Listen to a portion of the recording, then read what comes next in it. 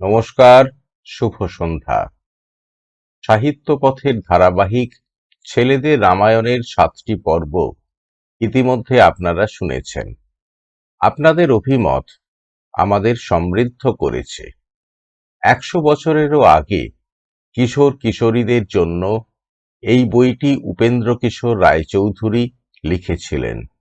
আজও এ বই সমান জনপ্রিয়। প্রথম সংস্করণের নিবেদনে উপেন্দ্র কিশোর জানিয়েছেন, এই বই লেখার সময় রবীন্দ্রনাথের উৎসাহ এবং সহায়তা ছিল। 1304 বঙ্গাব্দে যোগীন্দ্রনাথ সরকারের সিটি বুক সোসাইটি থেকে ছেলেদের রামায়ণ প্রথম প্রকাশিত হয়। ছেলেদের রামায়ণের 8ম পর্ব পাঠ করবেন অপরেশ হালদার। তিনি পেশায় শিক্ষক, সাহিত্য পথের স্বজন। বিভিন্ন পত্রিকায় সাহিত্য বিষয়ে মূল্যবান প্রবন্ধ লেখেন। অপরেশ বর্তমানে পিএইচডি ছাত্র। অনুষ্ঠানটি সম্প্রচারিত হচ্ছে সাহিত্য পথের ইউটিউব চ্যানেল এবং ফেসবুক পেজে। শুরু হচ্ছে আজকের অনুষ্ঠান ছেলেদের রামায়ণ 8ম পর্ব। জনস্থানের যত রাক্ষস প্রায় সকলকেই রাম মারিয়া শেষ করিলেন। বাকি রহিল খালি অকম্পন নামে একটা। অকম্পন পলাইয়া লঙ্কায় গিয়া রাবণকে বলিল, মহারাজ, জনস্থানে যত রাক্ষস ছিল সকলই মরিয়া গিয়াছে, কেবল আমি অনেক কষ্টে পলাইয়া আসিয়াছি। তাহা শুনিয়া রাবণ আশ্চর্য হইয়া বলিল, সে কি কথা অকম্পন, তাহারা কি করিয়া মরিল? অকম্পন বলিল, মহারাজ, অযোধ্যার রাজা দশরথের পুত্র রাম তাহাদিগকে মারিয়াছে। রাম যে কত বড় বীর তাহা বলিয়া শেষ করা যায় না। সে একাই জনস্থান নষ্ট করিয়াছে। তাহার সঙ্গে আবার তাহার এক ভাই আছে, সেটার নাম লক্ষণ। এ কথা শুনিয়া রাবণের রাগের আর সীমা রহিল না। সে তখনই রাম লক্ষণকে মারিবার জন্য জনস্থানে যাইতে চাহিল, কিন্তু অকম্পন তাহাতে বাধা দিয়া বলিল, মহারাজ, কি রামকে যেমন তেমন বীর ভাবিয়াছেন? আপনার সমস্ত রাক্ষস লইয়া গেলেও তাহার সঙ্গে যুদ্ধ করিয়া পারিবেন না। তবে তাহাকে মারিবার একটা উপায় আছে।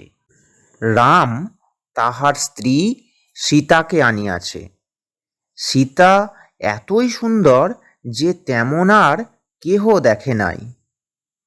আপনি যদি রামকে ফাঁকি দিয়া এই সীতাকে ধরিয়া আনিতে পারেন, তবে সেই দুঃখে রাম আপনিই মরিয়া যাইবে। তাহা শুনিয়া রাবণ বলিল, আমি আজই যাইতেছি। এই বলিয়া সে তাহার গাধায় টানা ঝকঝকে রথখানিতে চড়িয়া সে তারকার পুত্র মারীচের নিকট গিয়া উপস্থিত হইল। মারীচ তাহাকে দেখিয়া বলিল, মহারাজ যে এমন তাড়াতাড়ি করিয়া একলাটি আসিয়া উপস্থিত হইয়াছেন, ব্যাপারখানা কি? রাবণ বলিল, দশরথের ছেলে রাম জনস্থানে রাক্ষসদিগকে মারিয়া ফেলিয়াছে, তাই আমি তাহার স্ত্রী সীতাকে ধরিয়া আনিতে যাইতেছি। মারীচ বলিল, মহারাজ, এরূপ বুদ্ধি আপনাকে কে দিয়াছে? আপনি এই বেলা লঙ্কায় ফিরিয়া যাউন, রামের হাতে পড়িলে আপনারা রক্ষা থাকিবে না। তাহা শুনিয়া রাবণ লঙ্কায় ফিরিয়া আসিল। আসিয়াই দেখিল সম্মুখে শূর্পণখা, তাহার নাক কান কাটা। জনস্থানে রাক্ষসেরা মারা গেলে পর হতভাগী চেঁচাইতে চেঁচাইতে লঙ্কায় চলিয়া আসিয়াছে। শূর্পণখার কথা শুনিয়া রাবণ আবার মারীচের কাছে ফিরিয়া গেল। এবারে আর সে তাহার কোনো কথাই শুনিল না। সে বলিল, মারীচ, আমার এ কাজটি করিয়া না দিলেই নয়। তুমি রামের আশ্রমে গিয়া সোনার হরিণ সাজিয়া সীতার সম্মুখে নাচিয়া বেড়াইবে। তোমাকে দেখিলে নিশ্চয় সীতা তোমাকে ধরিবার জন্য রাম লক্ষ্মণকে পাঠাইয়া দিবে। রাম লক্ষ্মণ আশ্রমের বাহিরে চলিয়া গেলে আর সীতাকে ধরিয়া আনিতে কিসের ভয়? মারীচ ভয়ে কাঁপিতে কাঁপিতে জোড়হাতে বলিল, মহারাজ, এক সময় আমার গায়ে 1000 হাতির জোর ছিল। আমি মনের সুখে দণ্ডক বনের মুনিদিগকে ধরিয়া খাইতাম, আর তাহাদের যজ্ঞ নষ্ট করিয়া বেড়াইতাম। আমি বিশ্বামিত্রের যজ্ঞ নষ্ট করতে গেলাম, আর এই রাম ধনুক লইয়া আমাকে আটকাইতে আসিল। তখন সে ছোট্ট ছেলে মানুষ ছিল। আমি মনে করিলাম ওইটুকু মানুষ আমার কি করিবে, কিন্তু সেই ওইটুকু মানুষই এমন এক বাণ আমাকে মারিল যে আমি তাহার চোটে অজ্ঞান হইয়া এক সমুদ্রের জলে আসিয়া পড়িলাম। এমন লোকের সঙ্গে কি ঝগড়া করিতে যাইতে হয়? তাহার তো কিছু করিতে পারিবেনই না, মাঝখান হইতে আপনার প্রাণটি যাইবে। ঔষধ তিক্ত হইলে যেমন তাহা খাইতে ভালো লাগে না, মারীচের কথাও রাবণের কাছে সেইরূপ ভালো লাগিল না। সে বলিল, এ কাজ তোমায় করিতেই হইবে। সোনার হরিণ, তাহার গায়ে রূপার চক্র, এমনই সাজ ধরিয়া তুমি সীতার সামনে গিয়া খেলা করিতে থাকো। এমন হরিণটি দেখিলেই সীতা ভুলিয়া যাইবে, আর তোমাকে ধরিবার জন্য রামকে না পাঠাইয়া থাকিতেই পারিবে না।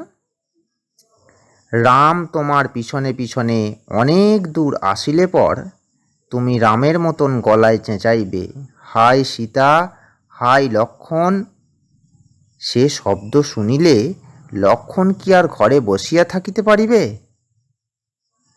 তাহাতে আশ্রম ছাড়িয়া রামের কাছে আসিতেই হইবে। তখন আর সীতাকে কে রাখে? মারীচ, এ কাজটি করিয়া দিলে আমার অর্ধেক রাজ্য তোমার, আর যদি না করো তবে এখনই তোমার মরণ। কাজেই তখন আর বেচারা কি করে? রাবণের সেই রথে চড়িয়া তাহাকে আসিতে হইল। সীতা তখন সাজি হাতে করিয়া ফুল তুলিতেছিলেন। এমন সময় সেই দুষ্ট রাক্ষস সোনার হরিণ সাজিয়া তাহার সামনে আসিয়া খেলা করিতে লাগিল। তাহা দেখিয়া সীতা রাম লক্ষ্মণকে ডাকিলেন। সোনার হরিণ দেখিয়াই লক্ষ্মণ বলিলেন, দাদা, হরিণ কি কখনো সোনার হয়? এটা নিশ্চয়ই সেই তারকার ছেলে মারীচের ফাঁকি। ওই দুষ্ট অনেক সময় হরিণের সাজ ধরিয়া মুনিদিগকে মারিতে আসে। কিন্তু সীতা সেই হরিণ দেখিয়া এতই ভুলিয়া গেলেন যে লক্ষ্মণের কথা তাহার কানেই গেল না। তিনি রামকে বলিলেন, কি সুন্দর হরিণ, ওটি আমাকে ধরিয়া দিতেই হইবে। জীবন্ত ধরিতে পারিলে আমরা উহাকে পুষিব, আর দেশে যাইবার সময় সঙ্গে করিয়া লইয়া যাইব। আর জীবন্ত ধরিতে না পারিলেও উহার চামড়ায় সুন্দর আসন হইবে। লক্ষণকে সাবধানে পাহারা দিতে বলিয়া রাম হরিণ ধরিতে চলিলেন। দুষ্ট রাক্ষস কতই ছল জানে, একবার কাছে আসে, আবার বনের ভিতরে লুকায়, আবার খানিক দূরে গিয়া গাছের আড়াল হইতে ডাক মারে। এইরূপ করিয়া সে তাহাকে অনেক দূর লইয়া গেল। রাম যতক্ষণ মনে করিয়াছিলেন যে তাহাকে ধরিতে পারিবেন, ততক্ষণ ক্রমাগত তাহার পিছু পিছু ছুটিয়াছিলেন। যখন দেখিলেন যে আশ্রম হইতে অনেক দূর চলিয়া আসিয়াছেন, তবুও তাহাকে ধরিতে পারিতেছেন না, তখন তিনি একটা তীর ছুঁড়িয়া মারিলেন। সেই তীরের ঘায়ে রাক্ষসের হরিণের সাজ ঘুচিয়া গেল। এখন তাহার প্রাণ যাই যাই। মরিবার সময় সে বিকট রাক্ষস হইয়া ঠিক রামেরই মতন স্বরে হায় সীতা, হায় লক্ষণ বলিয়া চিৎকার করিতে লাগিল। তাহা শুনিয়া রাম বুঝিতে পারিলেন যে সর্বনাশ হইয়াছে। এ শব্দ সীতার কানে গেলে কি আর রক্ষা থাকিবে? এইরূপ চিন্তা করিতে করিতে তিনি ব্যস্ত হইয়া আশ্রমের দিকে ফিরিলেন। এদিকে সীতা আশ্রম হইতে সেই দুষ্ট রাক্ষসের কান্না শুনিতে পাইয়া রামের জন্য অস্থির হইয়া উঠিলেন। তিনি লক্ষণকে বলিলেন, হায় হায়, না জানি কি সর্বনাশ হইল। লক্ষণ, শীঘ্র যাও, নিশ্চয়ই তিনি রাক্ষসের হাতে পড়িয়াছেন। কিন্তু লক্ষণকে রাম সীতার নিকট থাকিতে বলিয়া গিয়াছেন, কাজেই তিনি সীতাকে ছাড়িয়া যাইতে চাহিলেন না। তখন সীতা লক্ষণকে এই বলিয়া গালি দিতে লাগিলেন, বুঝিয়াছি তাহাকে রাক্ষসে মারিয়া ফেলে ইহাই তুমি চাও, এমন ভাই তুমি? তাহা শুনিয়া লক্ষণ বলিলেন, দাদাকে মারিতে পারে ত্রিভুবনে এমন কেহ নাই। আপনি কেন আমাকে এইরূপ করিয়া বলিতেছেন? আপনাকে একলা ফেলিয়া যাওয়া কি আমার উচিত? আপনার কোনো ভয় নাই। যে শব্দ শুনিয়াছেন উহা রাক্ষসের ফাঁকি। রাক্ষসদিগের সঙ্গে আমাদের এখন শত্রুতা, সুতরাং তাহারা আমাদের অনিষ্ট করিবার জন্য কতই চেষ্টা করিবে। আপনি দুঃখ করিবেন না, স্থির হউন। কিন্তু সীতা আরও রাগিয়া বলিলেন, তবে রে নিষ্ঠুর দুষ্ট লক্ষণ, রামের বিপদ হইলেই বুঝি তোর সুখ হয়? তোর মতন পাপী তো আর নাই।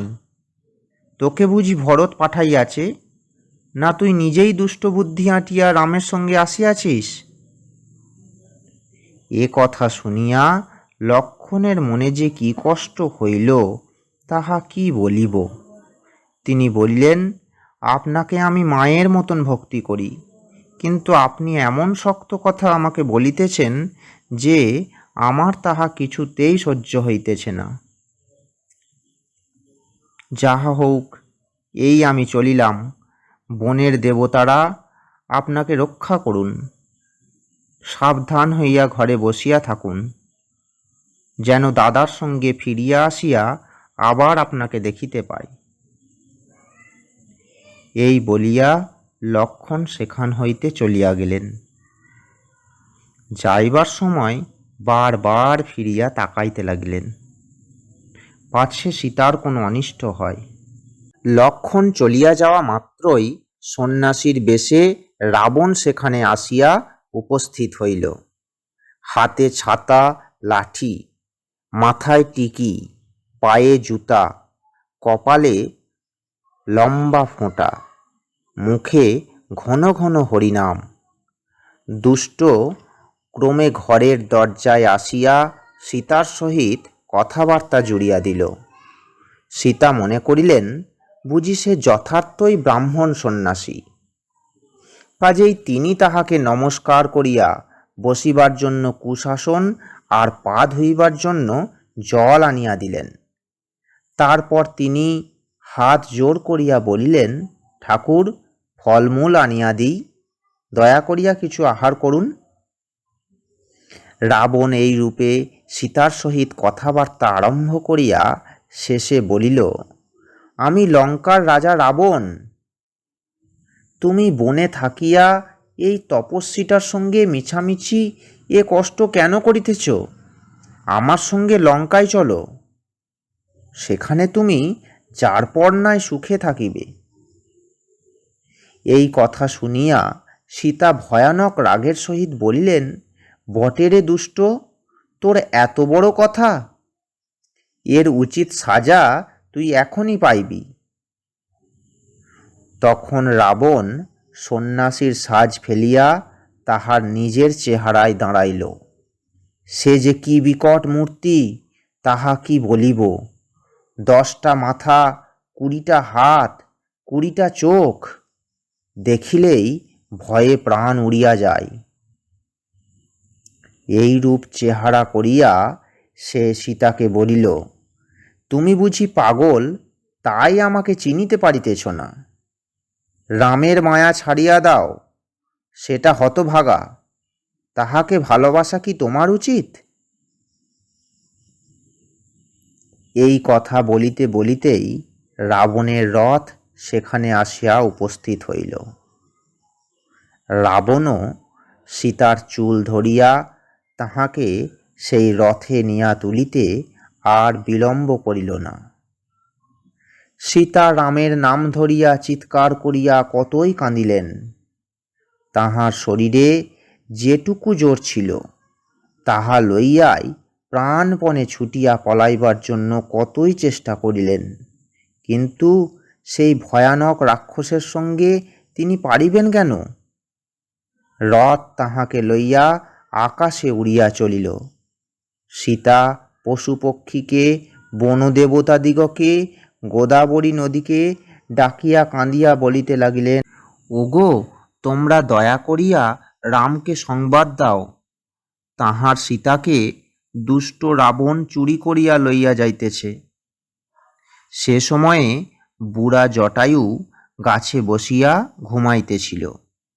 সীতার কান্নার শব্দে সে জাগিয়া দেখিল রাবণ তাহাকে লইয়া পলাইতেছে। তাহা দেখিয়া জটায়ু বলিল, বটে রে দুষ্ট রাক্ষস, আমি এখানে থাকিতেই তুই সীতাকে লইয়া পলাইবি? এখনই নখ দিয়া তোর মাথা ছিঁড়িয়া দিতেছি। তখন জটায়ু আর রাবণে বিষম যুদ্ধ বাঁধিয়া গেল। ভয়ানক যুদ্ধ করিয়া জটায়ু রাবণের রথ, ছাতা, সারথি, সহিস কিছুই আস্ত রাখিল না। কিন্তু সেই বুড়া বয়সে আর কত যুদ্ধ করিবে? সে শীঘ্রই কাহিল হইয়া পড়িল। রাবণ দেখিল যে এই বেলা পলাইবার উত্তম সময়, সুতরাং সে হাতে একখানি খড়গ আর বগলে সীতাকে লইয়া চুপি চুপি চলিয়া যাইতেছিল। তাহা দেখিয়া জটায়ু অমনি তাহাকে ধমক দিয়া বলিল, দাঁড়া পাপী, যাইতেছিস কোথায়? এই বলিয়া হাতির পিঠে যেমন মাহুত চড়ে, সেইরূপ জটায়ু গিয়া রাবণের পিঠে চড়িল। তারপর তাহাকে ঠোকরাইয়া, আঁচড়াইয়া, চুল ছিঁড়িয়া এমনই নাকাল করিল যে নাকাল যাহাকে বলে। কিন্তু রাবণ সহজে মরিবার লোক ছিল না। ব্রহ্মা তাহাকে বর দিয়াছিলেন যে তাহার শরীরের কোনো জায়গা ছিঁড়িয়া গেলে তাহা তখনই জোড়া লাগিবে। জটায়ু তাহার বাম দিকের 10টা হাত ছিঁড়িয়া ফেলিতে না ফেলিতেই দেখিল যে তাহার আর 10টা হাত বাহির হইয়াছে। এরূপ লোকের সঙ্গে কতক্ষণ যুদ্ধ করা যায়? কাজেই শেষটা জটায়ু আর পারিল না। তখন সেই দুষ্ট রাক্ষস খড়গ দিয়া বেচারার পা আর ডানা দুখানি কাটিয়া ফেলল। জটায়ুর তখন প্রাণ যায় যায়। এরপর আর সীতাকে কে রক্ষা করিবে? কাজেই তখন রাবণ তাহাকে লইয়া শূন্যে চলিয়া গেল। সীতার দুঃখের কথা আর কি বলিব। হায় হায়, তাহার সেই কান্না কেহই শুনিতে পাইল না। সেই শূন্যের উপর হইতে সীতা এমন একটি লোক দেখিতে পাইলেন না, যাহাকে ডাকিয়া বলিতে পারেন, আমাকে রক্ষা করো। তিনি কেবল দেখিলেন যে একটা পর্বতের উপর 5টা বানর রহিয়াছে। তাহা দেখিয়া তিনি তাহার সোনালি রঙের চাদরখানি আর গায়ের গহনাগুলি ফেলিয়া দিলেন। মনে করিলেন, হয়তো তাহা দেখিতে পাইয়া তাহারা রামকে বলিবে। রাবণ ইহার টের পাইল না, কিন্তু বানরেরা তাহা চাহিয়া দেখিল। এদিকে রাম সেই হরিণের সাজ ধরা রাক্ষসটাকে মারিয়া তাড়াতাড়ি ঘরে ফিরিতেছেন। তাহার মনে ভয়ের আর সীমা নাই। এমন সময় দেখিলেন যে লক্ষ্মণ অতিশয় দুঃখিতভাবে সেই দিক দিয়া আসিতেছেন। লক্ষ্মণকে দেখিয়া তিনি বলিলেন, সে কি লক্ষ্মণ, তুমি সীতাকে ফেলিয়া আসিয়াছ? না জানি কি সর্বনাশ হইয়াছে, সীতাকে হয়তো আর দেখিতে পাইব না। এই বলিয়া তিনি তাড়াতাড়ি আশ্রমে আসিয়া দেখিলেন সীতা নাই, খালি ঘর পড়িয়া রহিয়াছে। সীতা যে সকল জায়গায় বেড়াইতেন তাহার কোথাও তাহাকে খুঁজিয়া পাইলেন না। হায় হায়, সীতা কোথায় গেলেন? তিনি কি কোথাও লুকাইয়া আছেন? না বনে ফুল তুলিতে গিয়াছেন, না নদীতে স্নান করিতে গিয়াছেন? কোথায় তিনি? গাছতলায়, নদীর ধারে, পাহাড়ের উপরে কত জায়গায় রাম সীতাকে খুঁজিলেন, কোথাও তাহাকে দেখিতে পাইলেন না। গাছকে জিজ্ঞাসা করিলেন, পাখিকে জিজ্ঞাসা করিলেন, হরিণগুলিকে জিজ্ঞাসা করিলেন, কেহই সীতার সংবাদ বলিতে পারিল না। তখন তিনি হাত পা ছুঁড়িয়া কাঁদিতে কাঁদিতে বলিলেন, হায় রে লক্ষ্মণ, কে আমাদের সীতাকে লইয়া গেল? সীতা, তুমি বুঝি লুকাইয়া আমাদের তামাশা দেখিতেছ? শীঘ্র আইসো, আমার বড়ই কষ্ট হইতেছে। তুমি চলিয়া গেলে যে আমি আর বাঁচিব না।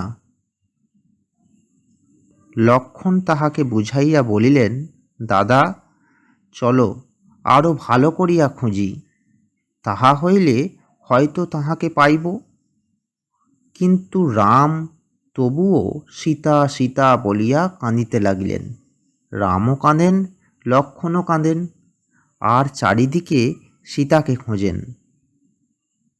এমন সময় তাহারা দেখিলেন মাটিতে রাক্ষসের পায়ের দাগ রহিয়াছে।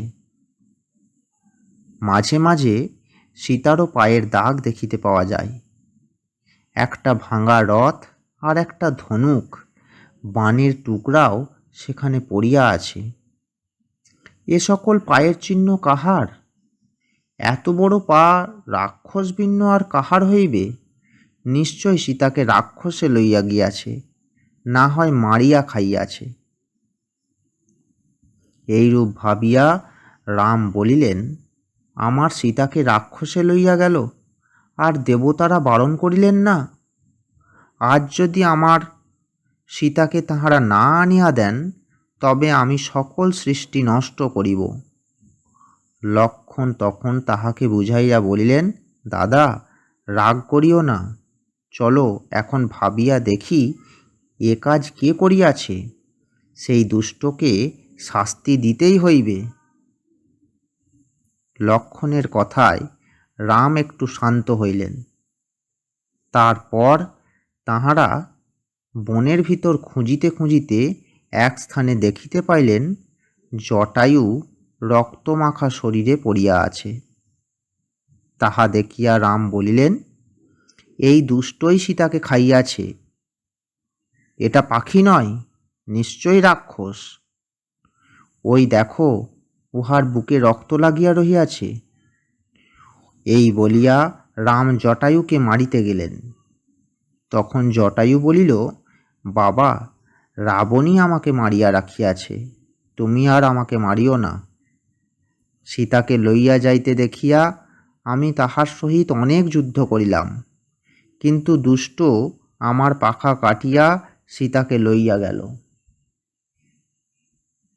এই কথা শুনিয়া রাম তীর ধনুক ছুঁড়িয়া ফেলিয়া জটায়ুকে জড়াইয়া কাঁদিতে লাগিলেন। জটায়ুর তখন মৃত্যুর আর বিলম্ব নাই, কথা কহিতেও কষ্ট হয়। রাম তাহাকে ধরিয়া দেখেন প্রাণ বাহির হইয়া গিয়াছে। তখন তাহার মনে হইতে লাগিল যেন রাজা দশরথের মতন কোনো একজন গুরুলোকের মৃত্যু হইল। এতক্ষণ আপনারা সাহিত্য পথের অনুষ্ঠান শুনলেন। আগামী দিনে এমনই একটি আকর্ষণীয় অনুষ্ঠান আপনাদের জন্য সাহিত্য পথে সম্প্রচার করা হবে। শুভরাত্রি।